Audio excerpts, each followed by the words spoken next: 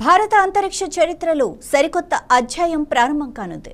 దేశ అంతరిక్ష చరిత్రలో మొట్టమొదటిసారిగా ఓ ప్రైవేట్ సంస్థ రాకెట్ ప్రయోగం చేయనుంది.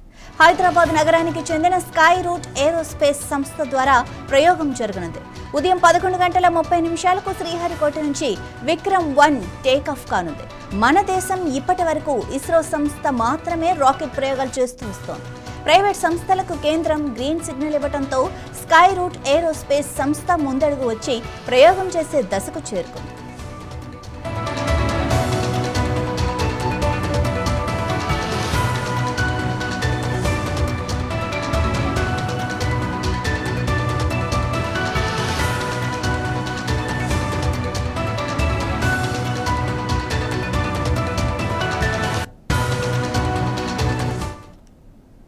ఈ సందర్భాన్ని పురస్కరించుకొని ప్రధాని Narendra Modi Skyroot Aerospace సంస్థకు శుభాకాంక్షలు తెలిపారు.